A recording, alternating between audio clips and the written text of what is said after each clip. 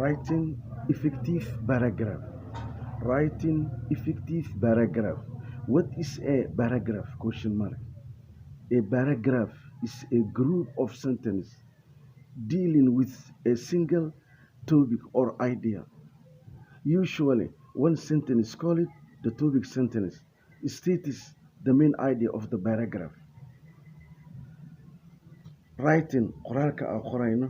Effective, wax ku oolka ah paragraph. Paragraph, wax ku ool ah oo wax la qorayo. What is a paragraph? Waa maxay paragraph? What is paragraph? Waa maxay paragraph?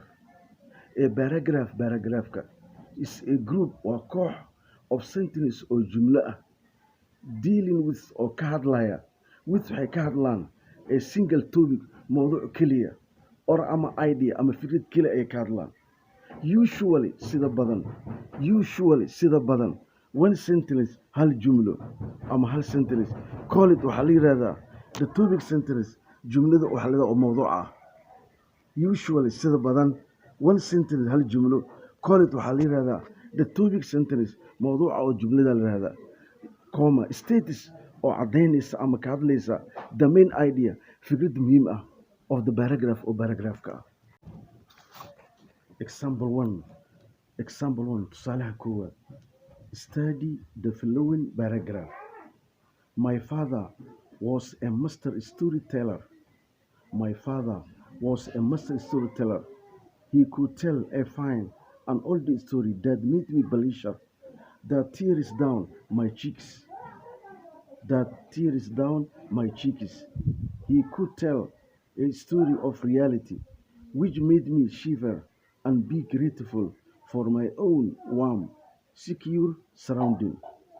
Example 1. Tusaalaha koowaad. Study baro the following paragraph. Paragraphka soo socda baro. Wuxuu yidhi my father aabbahay wuxuu ahaa a master, nin mas-uul ah, story sheekada teller, sheekada sheegideeda nin wuxuu ahaa master ku ah, waa nin madax ah.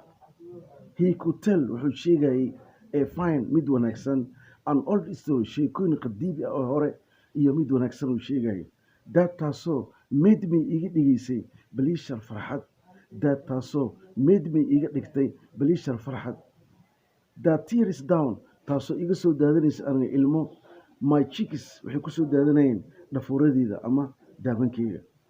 He could tell wuxuu sheegayay a story, sheeko of reality oo dhab ah, which made me oo iga dhigaysay haddana shiver, nanaxtin ama cabsin, and be oo ahaanay grateful, mid u mahad celiya for my own warm, diirimaadkeyga aniga nafs ahaanteeda ah, secure oo haddana badbaado, surrounding agagaarkeyga ah. He could tell stories of beauty and grace, stories of gentle dreams with character and dialogue. His memory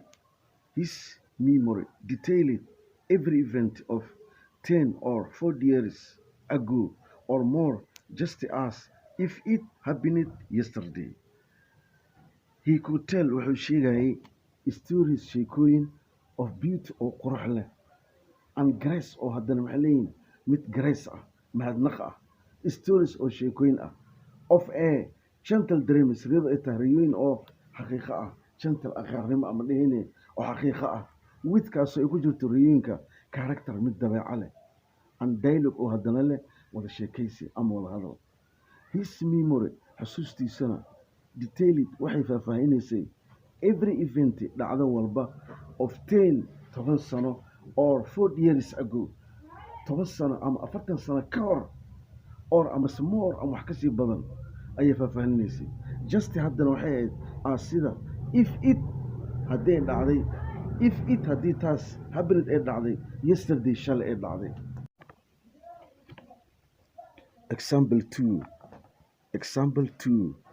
Study the following paragraph.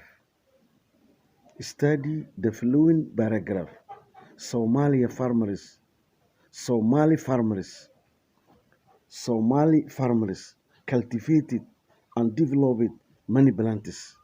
Somali farmers cultivated and developed many plants.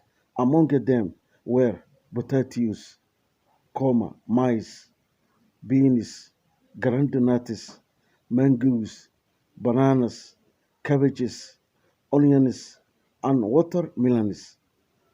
Plants were used for medicine, shelter, and charcoal for cooking. Example 2 waa tusaalihii labaad. Study baro the following paragraph. Paragraphkan soo socda baro. Somali farmers, beeraleyda Soomaaliyeed.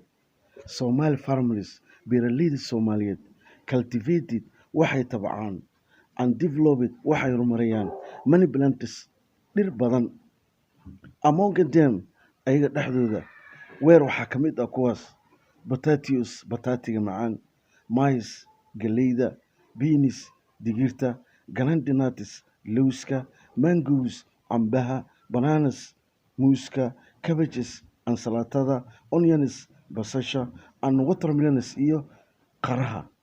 Plants dhirta were used for waxaa loo adeegsadaa medicine daawo, shelter gabood meel oo laga galo gaboodka baadiya adeegsadaan, and charcoal iyo dhuxusha for cooking oo kaliska loo adeegsado.